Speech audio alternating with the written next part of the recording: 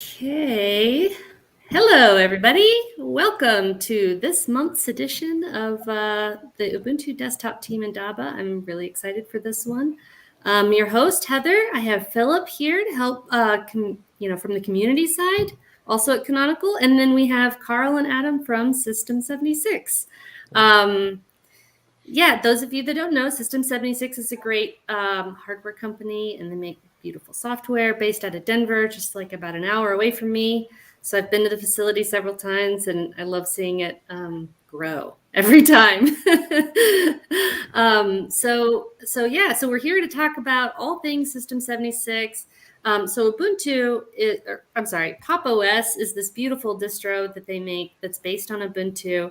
And so we really like to kind of support that gorgeous innovation. So Karl, do you want to tell us a little bit about who you are and how did you start this? Sure. I'm Karl Reichel. I'm the founder and CEO of System 76. I founded it. It's been 16 years now, so that's bizarre to even think that we're going on 17 years soon. And it started in my basement with just myself and a friend, and we started a website, and we thought Linux at the time, this was 2005, we thought Linux was not just a good alternative to Windows, and it was OS X, I believe, at that time, but it was a superior operating system, and it just didn't have a vehicle to deliver that to consumers and to just the general public out there. And so we wanted to build a company that kind of took the greatness that was open source and Linux and the Linux desktop and represent it through hardware and through a device people could purchase with confidence that everything's going to work and that they're going to have support and they're going to have continuity. That over time there will be there'll be a new model and another new model, and that you have a place to go for your Linux computers. And that's the reason that we built set out to build System 76. And now 16 years later, we're kind of an interesting company, I think, in tech, because we're entirely organically grown. We have no VC or any of those type of things, which it's kind of interesting in our realm, of course. And what I like about that is that we answer to ourselves and to our customers, and we don't have other influences. So what that means is we get to do crazy things that investors don't like, I think, personally. Like build a factory. Who builds a factory in the United States in 2018 or 19, whenever we started that? It was a kind of an outrageous idea, but we really wanted to bring in the ability to design and manufacture our own products, and we had a lot of experience. By this time, we were shipping Pop! OS, and we had a lot of experience with delivering Linux on computers and the software processes of doing so, and how rapidly we could move. And then we'd have our hardware supply chain, which, if there's a problem in software, you get a bug report, you validate, you determine it's legitimate, you fix it, and you ship it. In hardware, you get a problem like we had one where the power buttons, the customer, they just weren't very good. And when the customer would push the power button, some of them would pop through the chassis. And we told the company we were buying them from this was happening, and they'd say, well, we want all this proof. And so you have to spend a month gathering proof that they have a problem with this chassis design. And then they say, okay, all right, we agree there's a problem. Maybe they'll then agree.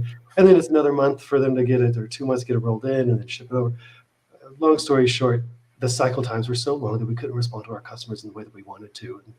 And by designing and manufacturing close to our engineering and close to our customers, we're able to rapidly roll in improvements to our product that just wasn't possible before. I think the Thelio line is probably 3 years old, or maybe 4, and it has thousands and thousands of iterations throughout the line, because we constantly improve it, just like we constantly improve software. So now we're about 100 employees, and it's this incredible group of people that we all love working together, and we do everything. We're very vertically integrated. We do a lot like our mechanical engineering is in-house, our firmware engineering, our kernel development, operating system development. support, sales, technical service. Well, that's support, production, assembly. Oh, yeah, we do all that stuff in-house. So it's pretty neat because it's a place where you have people that have expertise on developing firmware, which is pretty incredible, and people that have expertise about how to paint metal. And it's a really broad spectrum that's neat to work with. So that's me, and that's us, and where we are today. Yeah, one thing to note about that kind of production line that you all have there is when I visited last, which was last summer, I was surprised at how many females there were there. And as a female in a male-dominated industry, I found that very heartwarming. Systems 26 is very diverse. We have people from, I think a lot of companies really are. I guess tech kind of leans a little heavy, and I have appreciation for the challenges there. So we do have a lot of diversity, both gender and race and nationality at System 76. So a lot of different perspectives that go into building our products. But I do understand there's definitely a tech problem with engineering in particular. It's just tough. You get 100 resumes and maybe 3 or 4 of them are women, and that's hard. But I think we can all agree that the more diversity you have, the better products we can build. Absolutely, yeah. And we have Adam here, who you're the content director, right? For content producer. Yeah, I came on. Producer. I came on just a little over a year ago. I've been following System 76 for years. I don't know, about 16 years. Probably have been following System 76 that long. And then, it was always a dream of mine to work in the Linux and open source space. As a college student, I found it as a designer, and I was like, well, I can make this whatever I want. And so my end goal was to end up at a place like System 76. And it really is such a wonderful place. I like to tell people it's the coolest makerspace that you've ever seen, where we actually makery things that we deliver to consumers. So no one's opinion is off the table. Everyone has valid input. We do really strive to be diverse. All around, it's a wonderful place to work, and I'm happy to be here today to chat with you guys about System 76 and what we do, what I do, and I've been a huge fan. I showed you guys a little bit earlier, but I've been a huge fan of Ubuntu for years and years. There's some of my original Ship It CDs. So I'm excited to be here at System 76 and working on producing content that the community and that our users can really kind of get an insight in. I know everyone likes to see a little bit of the behind the scenes. How do these machines work? Just since you've been there last, Heather, we've got new machines. Like, we've probably got 2 or 3 new machines now, right? So, staying on top of that, and the people at System 76, I think, were really the most amazing part of System 76, and those people echo that sentiment out through the community. So it's wonderful to be part of a company that does that. Yeah, absolutely. I know I got a Meerkat in like 2014, 15 when it was brand new, and that thing still runs so smoothly. Love that. And I was just looking at your products yesterday, and it's like, oh, I'm glad to see the Meerkat still there. That's the only desktop that we don't make in-house yet. We're working on laptops now. Okay. So that's our first big lift is, first was desktops. We cut our teeth on that, and then making the launch keyboard, we learned a lot of techniques that will help us move into laptops. That was the intent. But besides, doing some innovative work on keyboards themselves, we wanted to learn new manufacturing techniques for laptops. And so now that's moving ahead. But there was always a plan to do the Meerkat, and we were going to call it. Our products are generally like kind of out of this world stuff and space themes, like not very terrestrial. We like to think far, far out and kind of brand ourselves and our products in the same way. And the keyboard has some really neat features with the magnet stripe on the back. And I love it's it. Incredible. It's hard once you get to using it. It's and get used to its features. You just can't really go back. Yep. But for the Meerkat, so we have Thaleo and we have Thaleo Major, which these are kind of like Ursa Major, Ursa Minor kind of things. And Thaleo for the Meerkat was going to be Thaleo Minor. when we eventually design and manufacture it in-house. I don't know when. I don't know exactly when that will happen. Pretty optimistic about it. Yeah, I was just going to look for a link real quick to point to these desktops that you're talking about. Here we go. To share with everybody. There might be folks here that haven't heard of your hardware before. I'm not sure, but if you haven't, go check these out. The Thalio are really beautiful. I like the wood paneling on the outside. Yeah. They're just. When's the last time you saw a desktop that you said, "Wow, that's gorgeous"? Yeah. Well, it's a desktop you want to keep on your desk, right? It's a desktop you don't want to shove under your desk because it's just an actual desktop. Yeah, it's a beautiful piece of industrial design, and I think that I know for me, I have mine with the wood grain facing me, so I can just enjoy it and appreciate it every day. Yeah, I used to put stickers all over my desktops, but this one is too good for stickers. Okay, well, let's go to some questions here. And folks watching, if you have any questions that come up, please let us know what they are. Otherwise, we're gonna talk about let's talk about some technical topics. So Pop is based on Ubuntu, and I noticed yesterday when I was doing an install that the ISO is much smaller than the Ubuntu ISO. I was curious, like 1.2 gigs smaller. What magic do you all have? That's interesting. I'm not sure. I don't remember Ubuntu as being that big. So we have two ISOs. We have our standard ISO, which is Intel and AMD. Excuse me. And then we have an NVIDIA ISO that's separate. It's a little bit larger because there's an NVIDIA binary in it. I guess we do a pretty thin desktop. So I know there are more applications. There's a minimal install option in Ubuntu when you're going through Ubiquity. In Pop! OS, there is no minimal. It basically starts out as a minimal install, but not quite what minimal is in the Ubuntu world either. So our philosophy is a bit different when it comes to what should go in the ISO and be the out-of-box experience. In essence, we think that normal formats that anyone might receive, in an email or in some other way, should be able to be opened out of the box. That's why, in our sense of a minimal install, LibreOffice exists, because these are kind of formats that you just get in the normal course of the things that we do in a day. And that being the case, we don't want our customers to receive an email, click on it, and then not know what to do next to open that document. So we install applications not as libraries to manage things. Like there's not a music player to manage all of your music library, but there is a player so that if you have a voicemail comes through an email or in some other way, or you have an audio clip, you have a media player to play that, or a video, or those type of things, but not library style applications.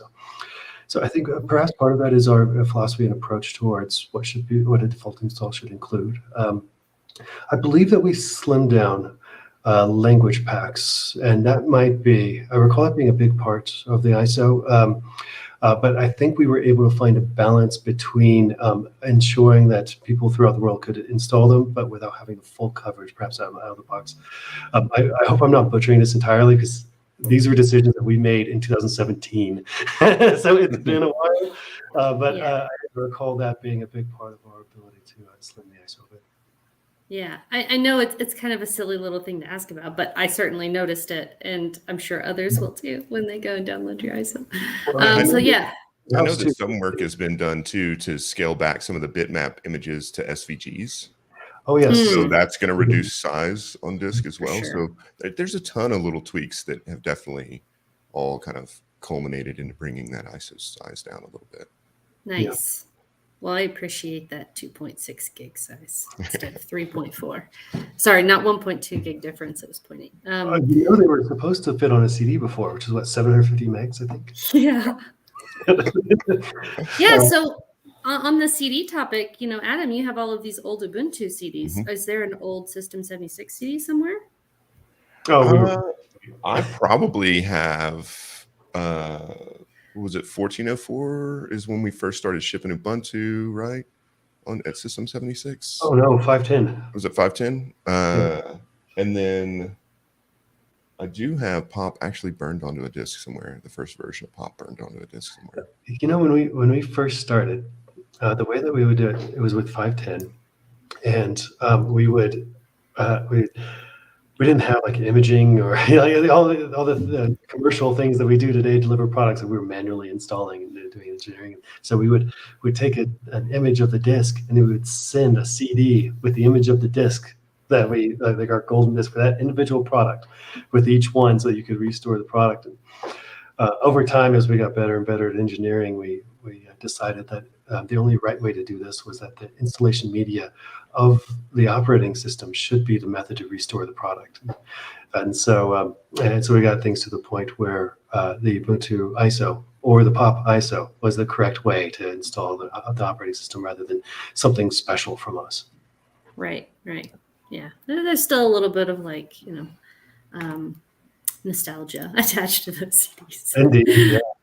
It's a great program. It really put Ubuntu on the map. Yeah. I think it really helped get Linux out in front of a lot of people that you might not have necessarily, had access to it. I mean, some of my early distributions were bought from a Micro Center's bargain bin, where I got the 4 or 5 disc set, CD sets. So I think Ubuntu doing that definitely helps just accelerate Linux to everyone, and being a Debian derivative, I think really made it easy for a lot of people, and continues to do that. Yeah. The concept of taking something off the internet that was an operating system and putting it on your own media was entirely foreign at that point. Yeah. Terrifying. Okay. Yeah. So in my tinkering around Pop, I noticed that it was all Xorg. I was curious, is there Wayland support coming? Wayland support will come when NVIDIA support is there, which there are promising things these days. The main reason is NVIDIA is a big part of our hardware product mix, and there is simply a lot of demand for it.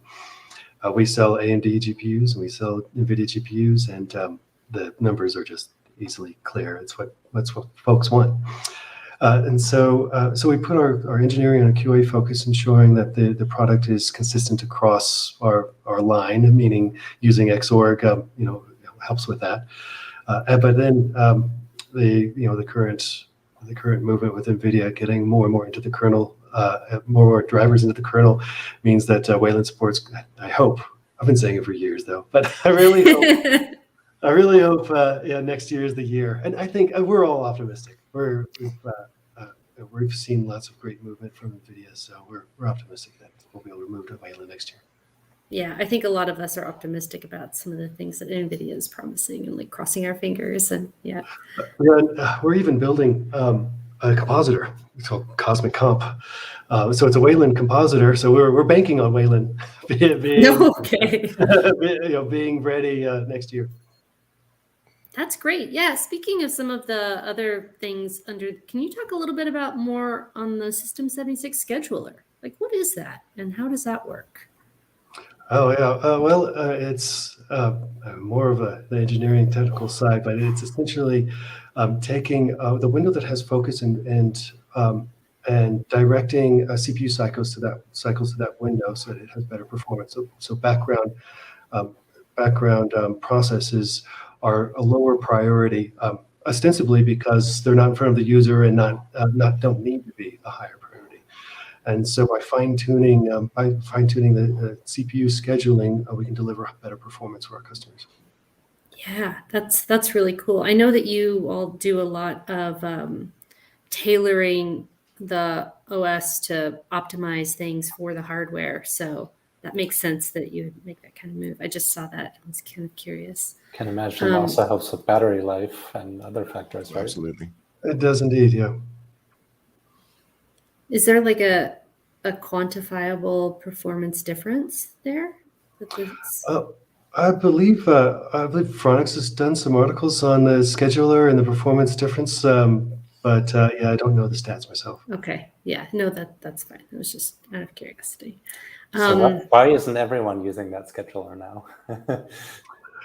Yeah, I think this is one of the things about open source is somebody has a scratch to itch, and they make something, and the hope is that when you make something, it's useful to other people, and if so, it's there to adopt. So that's potentially something that could be upstreamed to Ubuntu? I think it would be a matter of just starting to use it in Ubuntu. Sounds pretty cool. Yeah, absolutely. Yeah. And anything we can do to help performance as things get heavier and that's that would be a pretty easy one to look at, validate, and determine if it would be a good fit for Ubuntu as well. Yeah. I guess there's no reason that it wouldn't work in Ubuntu. We just have to plop it in a direct. Right. Yeah, cool. Another thing that I noticed, which is really nice, is this Popshell that you have. That's like a GNOME extension to provide like i3 tiling. So I have never used a tiling window manager before yesterday, and I thought it was kind of neat. But I know that there's definitely a community that like demands it. So I was curious, were you planning? So recently I made a deb package for this like extension manager to make it a little easier for folks to install GNOME extensions. I know it exists in Flatpak, so we packaged it up for deb. And then I went to look for it on my Ubuntu system, and I couldn't find it because I guess it's not in extensions.gnome.org. Right. Is there any plan to like just put that in extensions.gnome.org so others can use it? Yeah, well, so that is challenging because of keyboard shortcuts, believe it or not. Because if we were to upstream the way the Popshell works, it requires a holistic experience with the shortcuts in the operating system. So when you move focus in a window, like the idea behind these tiling window managers, not only to maximize the use of the display space, it manages the windows where they launch for you. If you're over on an ultra wide or something like that, you can appreciate that moving floating windows around is really a pain in those type of environments. And so this just takes that burden off of the user altogether. But what makes it really powerful is that you can change focus in between windows very quickly and easily. To us, in our view, Alt Tab or Super Tab is kind of a terrible experience and not something that can be good. Maybe incrementally, but ultimately, when you Super Tab, you're going through a list of icons that might have more windows open, and it's difficult to use to move to where you want to go. In a tiling window manager, use Super and use arrow keys. So that might be HJKL. Those are tied for Vim users, or just arrow keys to move your focus around the desktop more easily. And if we were to upstream or put the extension in extensions.gnome.org, they would overwrite what people's keyboard shortcuts are on their desktop, and it feels like a bit of a bridge too far. It might not be a good experience for people, or be unexpected, even if it was documented. So that was our main challenge there. And then I think for the GNOME project itself, I know they're very interested in tiling, but in a different way. We do auto tiling, meaning everything you launch, every application you launches automatically into place. And I think they're more interested in something where the user controls where each thing tiles independently. And so that work isn't really a great fit for the folks upstream either. Could it be like made specific to what OS is installed, the keyboard shortcuts, that on extensions GNOME work? If it's installed into the stock GNOME, it would work differently? Well, I mentioned if you're using Fedora, for instance, and you use Super L to lock your screen, and that is just what you're used to, what you've done forever. In Pop, it's Super Escape, and now you've installed an extension. You do Super L, and your focus moved over a window, or moved. It's just going to be jarring and different. So that was so I'm not sure. How could we reconcile those two things when it doesn't fit with what the product or the feature is? that's a challenge that we just haven't really been able to push through. Is that something your community could help you with? I imagine so. I imagine it would be, if there was interest in the GNOME community. I think the pop community is they've got tiling. Right. Yeah. That's true. But I imagine if the GNOME community had that desire and came up with a good plan, but we really put thought into it, and it's just a tricky thing. Sounds good. Yeah, that's fair. I mean, to just a noob user, just looking for it, it was a hair frustrating that I couldn't find it easily. But those are very good reasons why you don't want to break people on it digitally. We don't want to break. We don't want our extension to break a Fedora experience. And it's not. And I think that if your keyboard shortcuts change, it's in a way that it just kind of would break that experience. Yeah. One more question on the shell. I think you all are rewriting the shell in Rust, right? We are. What's the exciting roadmap there? Well, we're actually. I'm really excited. I've been having design meetings for the last 3 weeks on the new tiling work that we're doing, and I think what we're going to deliver is going to be incredible for people. Mostly, what we've taken the last 2 years of feedback from when we first released Popshell, and we're polishing all of the edges. We found areas where people aren't sure what's going to happen when they move a window, and so the design team came up with really clever ways to present all that. But we've decided to implement it in Rust and in our compositor that will come out next year. And so tiling will be part of Cosmic Comp compositor that's coming later. That's exciting. Yeah, I can't wait to try that out. Yeah. Hurry up, NVIDIA. Oh, yeah. Okay, very good. Let's see. That was it for my technical question. I have a few community questions. And also, are there any in the chat? I think I saw someone asking about a European distribution center. Did I hear mutterings about a European distribution center? Yes, we've been working on the business side of this for maybe about 3 or 4 months, and we're preparing European distribution as well as website localization, local currencies, local taxes. Setting up all of those things so that we can deliver the same world-class experience that we deliver in the United States, but in Europe. I hope it's going to be fourth quarter of this year. But there's still a lot to determine before that's more solid. Yeah, I can imagine dealing with all of the different countries' rules is cumbersome. And we will start smaller too. We'll start with Launch Keyboard and Thaleo and a few Thaleo desktops that are pre-configured, so they'll be ready to ship immediately. We do everything build to order in the United States, but what we're going to do in Europe for our desktops is offer a line that's already configured, already boxed, and ready to ship immediately. That just makes it more efficient for us to enter the market and in a less capital intensive way.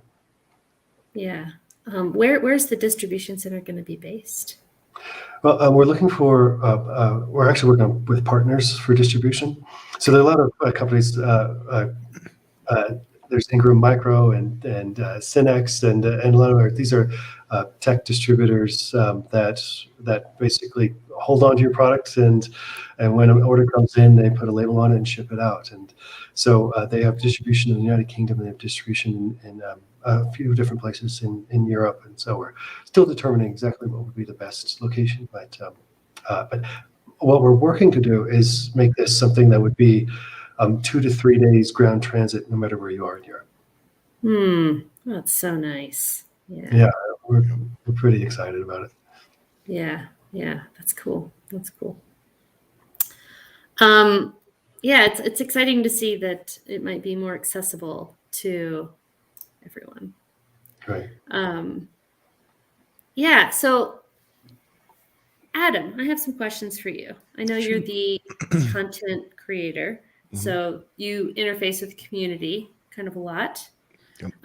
So what kind of partnerships does System 76 have locally or initiatives locally to work with the local communities?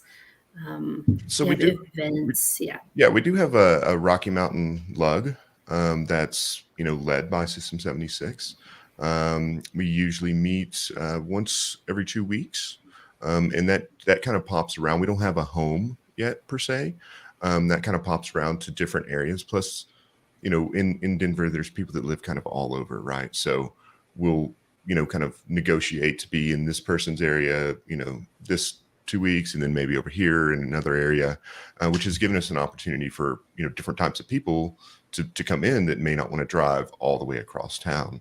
But that's been really great. It's been awesome to have those individuals come in and then bring their own projects in and share with us what they've done and what they've created. And it doesn't always, it's like a typical lug, right? So it doesn't always revolve around System 76 or Pop or anything that we're doing, but it's still awesome to see these people have a place to come to be as equally nerdy as everyone else at the table and share their experiences and share the projects and the things that they're working on. So we've been doing that. We are talking to some other individuals on the YouTubes and places like that to potentially do some collaborations in the future. To get that out with, like I had mentioned earlier, System 76 is the most awesome makery space that makes things that we sell that our community loves. And so I would love to see us collaborate a little bit more there with some education, some schools, maybe have them come in. I know previously we've done some things with, kids designing robots. And if you look at our YouTube channel, the kids had an opportunity to draw their robots, and then we built them into 3D models and 3D printed them and returned them back to the kids so that they could see the robot that they made with their own eyes. So I think there's a lot of stuff like that that we're working on locally. And then, of course, once we go to scale, there's an innovation lab over there that we'll be visiting and learning about what those kids do. And that's everything from game design to 3D printing stuff to video editing and production, podcasting and production, all done on open source hardware and software. So it's a really exciting time, and I'm looking forward to collaborating more with the community as we continue to grow and reach out and let people know that, hey, we're people just like you, and we enjoy the same things, and let's bring all of our stuff together to really enjoy each other's company and get into each other's projects, because you never know where it's going to lead you. So do you also get a lot of hardware nerds, given you also sell hardware? Yes, I mean, I would say that's a pretty accurate representation. You guys can't really see here, but I guess I could pull a couple of these out. Some little stuff that I've been working on is like my own DIY Stream Deck. Carl, no, these aren't Kale switches from launch keyboards, but so I'm building this out with a little microcontroller, little ESP8266. I have just a slew of single board computers. So, I mean, you name it, right? Like I really love to get into that sort of stuff. And so we see a lot of that, right? So it may not necessarily be a project that was, designed and it runs Linux. Let's say it's a microcontroller project, but that will have been developed and that code will been worked on in Linux and then pushed to their microcontroller for their projects. One of the biggest individuals I can think of right now at System 76 that's into that is Levi. Levi is a keyboard nut, and he builds them all. He has multiples. I want to visit his keyboard collection one day, because I'm sure it's like 50 keyboards on a wall somewhere. He told me he was 45, and I think he's like undercutting that a bit. Well, I know he's bought. I don't know when he told you 45, but I know he's bought at least one or two since Right. like the last month or something, right? Because of course he's got to try out all the switches and all the stuff as well, right? Because we're just nerds about this stuff. So getting into it, and hey, maybe these are the next amazing switches that we need to use, right? Maybe they're not. Maybe we want a low profile mechanical switch for a project, right? So it could be something like that. And then we've also got other QA engineers like John Wiggins, who's constantly building things, with just little microcontroller projects and stuff. So it's really awesome to have that experience, and then to be able to share that with our community as well, especially our local community. Yeah, I think being a hardware, vendor as well, like really provides like hands-on experience for like kids, and that's what sticks in their mind is like, Absolutely. oh, I got to touch something, I got to build a thing. It's a lot more sexy than like just writing code initially, right? That's really cool. Yeah, one step even further than that is when you start writing code to manipulate hardware. Yeah. Right. It becomes magical. Yes. Yeah, when you're yes. turning LEDs on and off, or some Mhm. sort of sensor or something like that, you can see the eyes just like bing, like, wow, I get it now. This is brighter really than cool. LEDs, probably. Yeah, exactly. Makes you feel like a wizard. Just Yeah, like, it I can does. do this. I could It cast does. this. Yeah. Oh, that's cool. Also, I didn't know about the Rocky Mountain Lug. I might pop into one of those. Hey, come on up. You're an hour away. I'll get you the information. You're more than welcome to come on up and come hang out. For with me. sure. Yeah, I'm always down to like get together with Linux nerds and have a beer or something. Yep. Yeah. One of our locations is actually the Two Penguins, which is a venue here in the Denver area, but it was specifically chosen for its name. That's perfect. Yeah. Yeah. Is that a restaurant or? Yeah, it's like a restaurant, and I don't think they're actually a brewery, but they have nice craft beers and beverages and wonderful food, and Yeah, so we get cool. together there. Do you Usually all that's the have- down south area that we meet up. Right. Okay. Do you all have release parties? We haven't had one like a big one in the last release, but I'm sure that we'll kick those up a little bit bigger. I know that they did a mini one at the Lug, but not like a full blown. We did pre-COVID, and then we've just been on a hiatus. So I think for the next release we'll have a big party. Okay, that sounds cool. Yeah. Be sure to let me know, and I could bring some like Ubuntu stickers or something. So, Absolutely.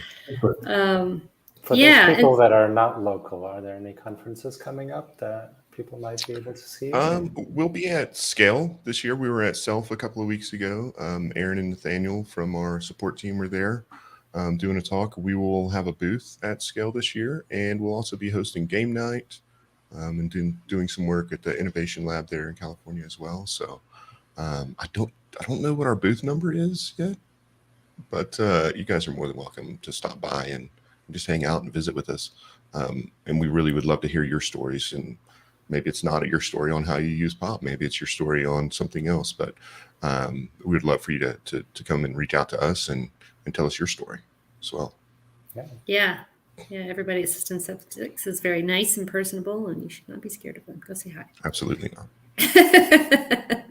We have some community representation at Scale as well, so a few folks from the Ubuntu team might show up as well. Well, then they need to come to our booth so we can take a big giant picture, like a big group picture together. Yeah. And Ubuntu will have a booth as well, right? I believe so. Yeah. Excellent. Yeah. Well, I'm sure I'll be over there. Here.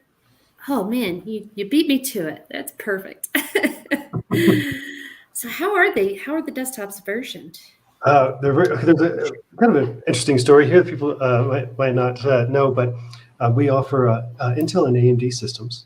And so an Intel system, the very first Thelio was Thelio R-R1.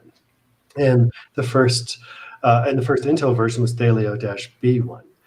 The R is red for AMD and blue for Intel. And so that's how we separate the two. So for us internally, it makes it really easy. We know if it's an R, it's an AMD system. If it's a B, it's an Intel system. They iterate on each motherboard revision. There's also a second revision number after that. There's a point release, and that's the chassis itself. So the first release was Thelio-R1.0. And it was the 0 release of the chassis, and they and as the chassis iterates, the point release iterates, and as the motherboard iterates, the first number moves forward. Very cool. When was the kind of the orbit and planets on the back case? When was that introduced? That was at the initial product, and it was The initial. Nice. it was one of those things where when we're looking at what we're designing, every area on the chassis is an opportunity to provide some kind of message about who we are, or who our community is, and so the planets on the back are the position of our solar system at the time of the Unix epoch. And it also happens to fit in perfectly with, it's a vent, and so it's rings, and so they look like orbits, and why not put planets on those orbits? Yeah, that's really nice.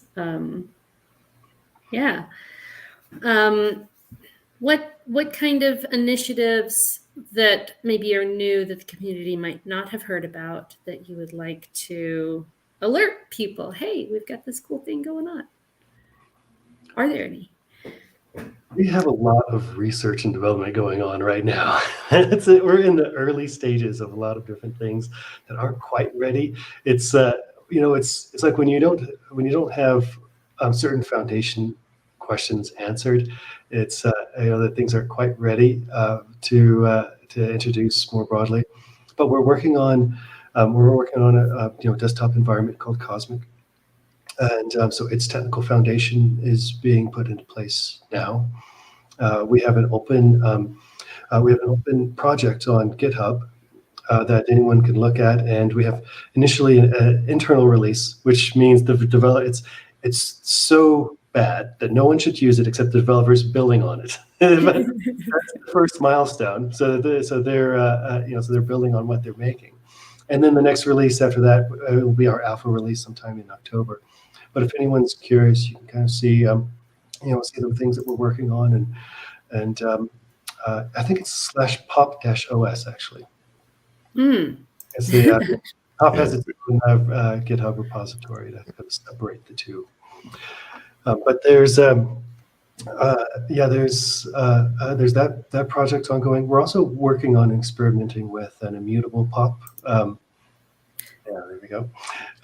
With an immutable pop, and that's early stages as well. There are some certain challenges with Debian packaging that makes that interesting and might not be very suitable for something like OS tree. But we're looking at different ways that we might build build an operating system that has hardened upgrades, atomic rollbacks, and without in our ideal scenario, it would still feel like Linux, and it wouldn't require necessarily a container workflow or adapting your workflow to something different. So we're trying to find the right precise route to deliver something that's hardened, easier to QA, easier to upgrade and roll back while maintaining that Linux feel to it. So it's the other experiment. Not very helpful for community stuff yet, but that's the things we're working on. Yeah, that's cool. It's all out there, and anybody can take a look and submit a PR or help out, file bugs. Britt has a good question here about motherboards. What kind of considerations do you have in making them? Right. So what we have a baseline for what should be on the motherboard. So like USB-C are requirements. We also work to be a zero-day manufacturer, meaning, and I think that's something that's unique in Linux. But the idea there is that when AMD announces Ryzen 7000 or Intel announces 13th gen, on the day that it's available to everybody that's using Windows, it's available to System76 customers in our hardware and on Pop OS. It's been a challenging couple of years. The supply chain is an absolute complete mess. But I think there's a little bit of light at the end of the tunnel, and by the end of this year, we'll be more of the supply chain will be back on track to enabling that. So we're looking at motherboards months before they're released to the public, as well as getting CPU samples from Intel and AMD. Nice. And then we work with Gigabyte or MSI or ASUS and work with their roadmap. And early on in the process, we We tell them the things that we're looking for, so that they can incorporate that into their lineup. And then we pick high-end boards generally that have the more performance chipsets and features. So that's how we eventually narrow it down. There's also this extreme that doesn't add a whole lot of value when it comes to motherboards. It's they put RGBs on everything, and things don't make sense in the OEM Thelio world, and so that's just further than what makes sense. But we're pretty close to the very highest end for most products. We also have found that things are generally we're separating into a standard like Intel Thelio and an advanced Thelio, because there's a pretty big price gap between like 12th gen Intel with DDR4 and those chipsets, and 12th gen DDR5 chipsets on the magnitude of a couple $100 per machine. And not everybody needs DDR5. So there's demand for those DDR4 systems. So we've expanded our line to reach more customers at different price points. Yeah, no, that's awesome. You brought up the supply chain issue. I'm curious, what are the lead times like if someone goes and orders a Thelio today? And you said you build it kind of to order. It's within 10 business days, but I think we're really around 5 or 6. We prefer to under promise and over deliver. And so we say within 10 business days, but our team is quite fast. And sometimes there's an ebb and flow to it. A lot of maybe a big corporate order comes in and changes that scale of things. So that happens sometimes too. Sure. But we've also scaled up as far as, Karl had mentioned, we have 100 employees now. I think whenever I started a year and a half ago, I was 64 or something like that. So we've definitely added a lot of people. Our factory's running weekends and evenings now too. So chassis are being made quicker than ever. Shelves are filling up with chassis. So, but yeah, 10 days is, like Karl said, is kind of what we promise, but we generally seem to get machines out a little bit quicker than that. Yeah. Yeah, but this is a good question. How long did it take to train people to kind of assemble these things? That's actually it's pretty quick. I mean, we designed the system to be easy to service or easy to repair. So one of the features of Thelio and what we care about a lot is that the right to repair, and that when you buy a product from us, it's yours and you own it, and you should be able to modify it and do whatever you wish to do with it. And that ethos goes into the mechanical design of the product itself. So when you slide off the top of Thelio, you have access all the way around to everything to easily add GPUs, to add memory, and modify things. So that also goes into how easy it is to train people on assembling these products, and we're always improving that too, because that's one of those areas that mechanical engineers sit 20 feet from the assembly tables, and so if the folks in assembly are struggling with something, it's taking them a long time, they have folks right next to them to talk to about that, and I think that really it's what Adam had spoken to about everybody having a voice. Like he doesn't. If you're the person that's that's cutting the metal and bending it, and you find a flaw, you've got the team right there to talk to about that. If you're the team that's assembling the final product, you have the folks right there to talk to. So yeah, I think they really have somebody up and running within just a couple of days, if that. It's pretty fast. Mm-hmm. I bet the pandemic must have been like a really big hit for you all, since everybody's there physically, like working so closely together. Yeah. I'm glad things are getting back to normal. Oh, we all are. Yes. Yeah. It was definitely challenging. At first we didn't know what was going to happen. We had to send everyone home except essential folks. The good out of it was that we learned, and when this started, everyone at System 76 worked in Colorado, I think. Close to it. And we sent everybody home, and we realized that we operate really well as a team and as a company, regardless of where people are. And At first, the reason that we were there was because we worked on physical hardware and moving it around, and all of that's challenging. But we learned to adapt to that new, that new requirement. And so, what it did, the good that came out of it for System 76, that we realized that we didn't need to require people to come to Colorado anymore to work for the company. If you love your home in Montana or Germany or Florida, then you can stay there and be a part of the team. And that made a big difference for our recruiting and the people that we could bring on. Yeah, good. And we still seem to have an excellent company culture. I wasn't here before the pandemic, but I don't imagine that it's really changed significantly because of the pandemic.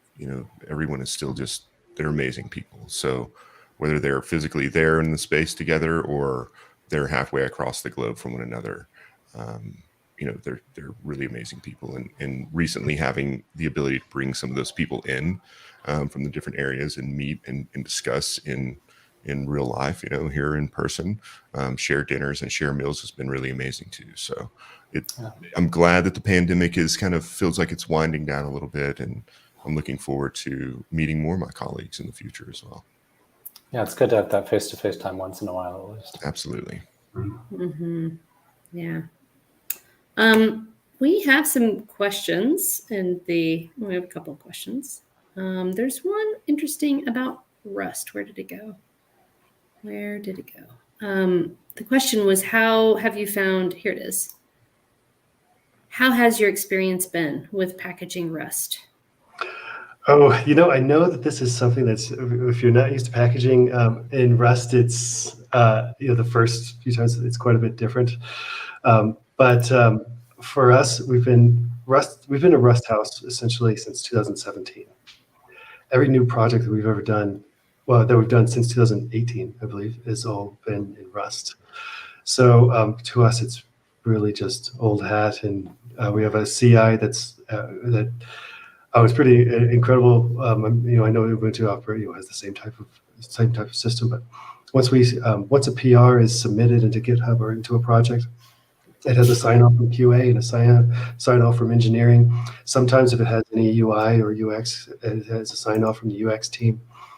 And then once it's all signed off and merged, the packages are automatically built and in a repository, and a testing repository where a QA team can then test at that point, and then they're pushed into production. And we don't think a whole lot about packaging because CI does it for us.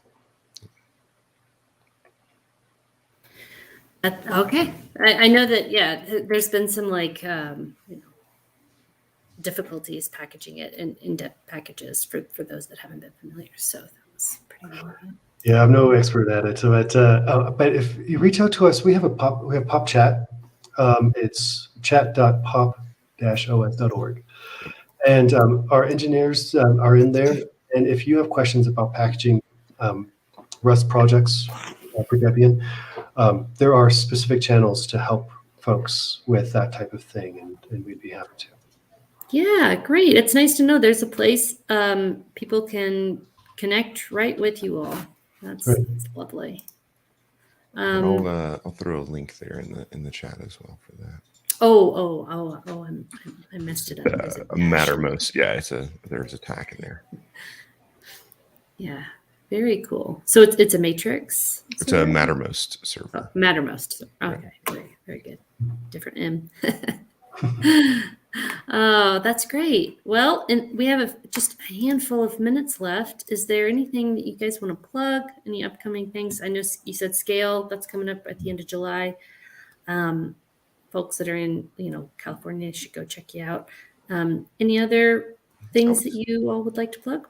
I would say if you're curious about System 76, you want to learn more about its people, its mission, what we do, fun and serious work, you can check out our YouTube channel as well. And we really we've been focusing a lot on our people and telling the stories of our people. We've got some gag stuff up there where engineers get to play with the robots in maybe nefarious ways before we put them out on the floor. There's a lot of fun stuff there. So if you want to learn a little bit more about us, the company, the culture, the type of people that work there, and hear some of our stories, I would highly recommend you in the community go check out our YouTube channel as well. Okay, so is that just System 76 on YouTube? Correct. Okay, yeah, go check out their YouTube channel. I will do the same. Here's a question Jürgen has about the specific packages. I believe you guys have use the same archive repo, but you add some special sauce in there, right? Right. So we have we now host our own packages.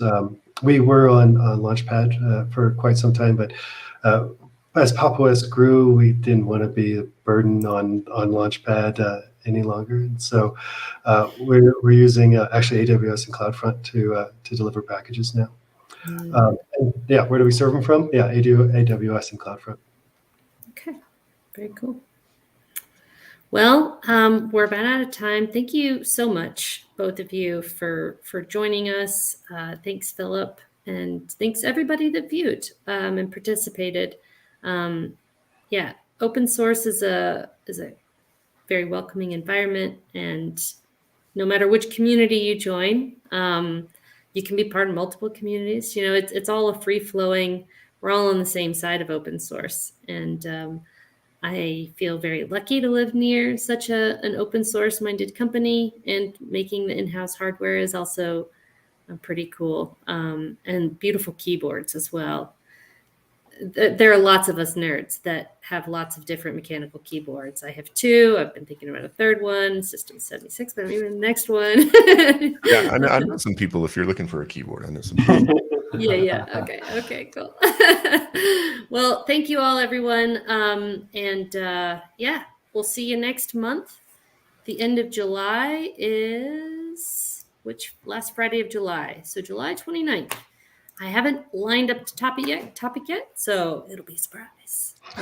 See you all in July. Yeah. Thank you so much for having me on. I really do appreciate the opportunity to chat with you guys and chat with your viewers as well. So I very much appreciate you inviting me on. Yeah, thanks for having us, and thanks everyone for the great questions.